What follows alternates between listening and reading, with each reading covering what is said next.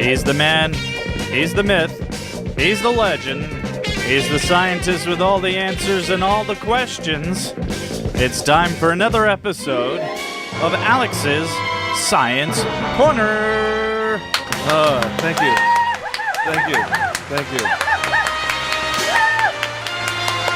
I appreciate having the Chihuahua game out there.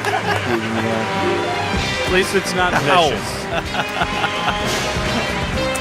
I have to walk on that meat. I don't know why we're getting a hum. What's going on in the wide world of science, Alex? All right, well, first up is first human embryo editing experiment was done, which corrects for a gene for a heart condition. And what they did is they created a human embryo with a particular gene for what's known as hypertrophic cardiomyopathy, which is a heart condition that can cause a sudden heart attack in young people. And this particular thing I know a little bit about because a person at work who was 25 died from this about 3-4 months ago. Oh, geez. So this is it's a serious heart condition that unfortunately is very, very difficult to identify, much less treat, until you actually have a heart attack. And then you just die. And so what they were able to do is they were able to use this gene editing technique to remove the bad gene from an embryo. Right now, the first step, of course, is to see if this thing could be done. One of the challenges, of course, is that it has to be done in vitro, which means it has to be a test tube baby. It can't be done after the embryo is started. But it's one of those things that there's a lot of people that are concerned about re-editing genes or modifying people before they're born. And it's one of those challenging ethical dilemmas about this, in that this is a treatment for a disease, but a lot of people are concerned where it could lead. Questions? Bobby? Answers? Bobby? No? Yeah, it is really an ethical dilemma. Yeah, because, do you let somebody who has this disease be born with it and they die at 25, but that opens up the possibility of, making, I don't want to say superhumans, but people that are tougher. Well, you start saying, okay, I want the baby with the blonde hair, blue eyes, or I want the brown hair, blue eyes, or I want the green eyes, or I want, 6 foot tall, or I want, Well, you got to figure if they can do that. I want a girl instead of a boy. If they can do that, it's only a matter of time before people do it. Yeah, right now this is still really early. This is not something that they can actually do with a person per se, but they're just beginning to do that work. The next story is about astronomers believe they found the smallest star ever seen.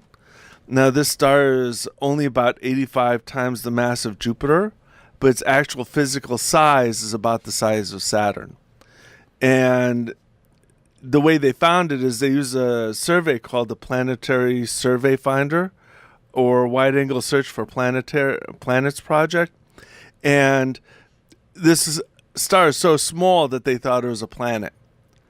And it was only after they said, some of these indications are really weird, and they start to study it, that they figured out it wasn't a planet orbiting another star. It was a small star orbiting another star.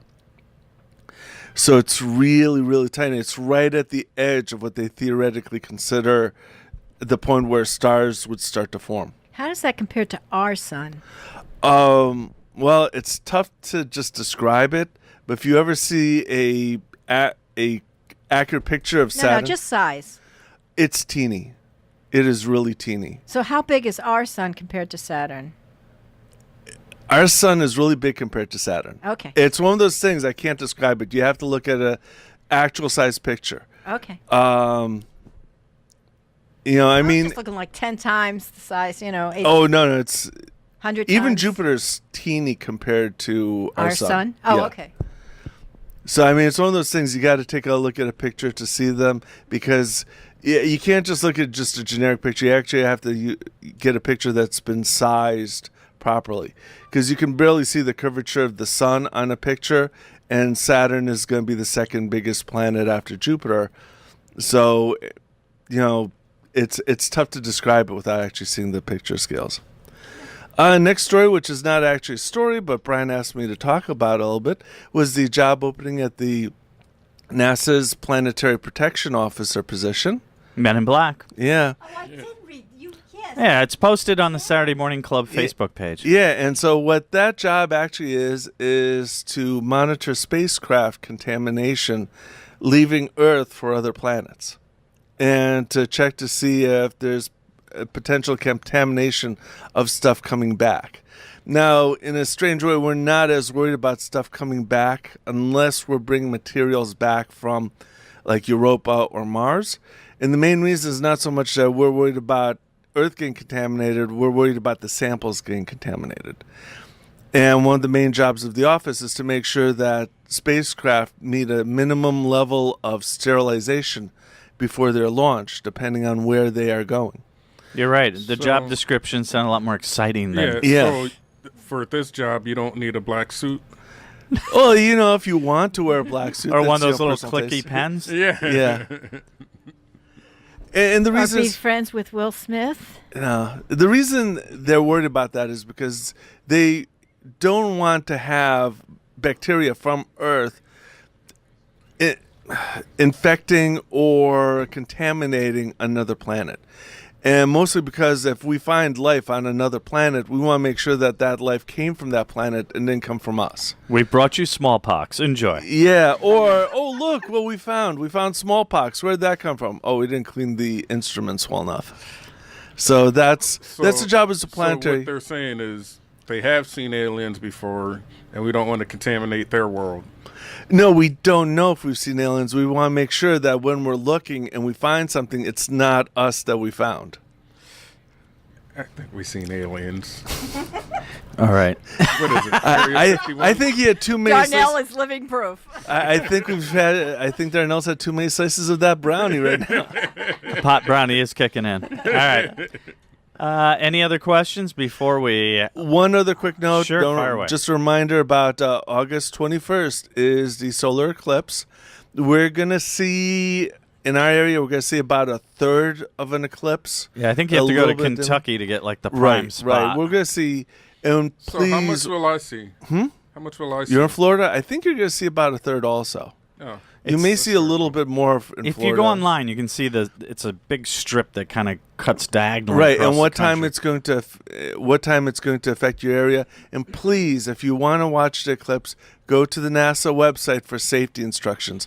Don't look at the sun. Directly at the sun? Yeah. Don't look at the sun. Yeah, Be careful about getting. A lot of places are selling solar eclipse glasses. Be careful because there's a lot of counterfeit ones out there that do not protect your eyes, and you won't know you're blind until after the damage is done. So, be safe about it, but it's a really cool thing. So, all right. Thank you, Alex. So how are we supposed to see it if we don't look at it? there's a couple different ways. If you get properly tested glasses or other tools, there are glasses that are designed for looking at the sun. Also, there's different ways to do it, like using the equivalent of a pinhole camera. You put a pinhole in a piece of cardboard, and then you shine the sun onto a piece of paper, let it go through that, and you'll be able to see the eclipse on the paper as it goes through.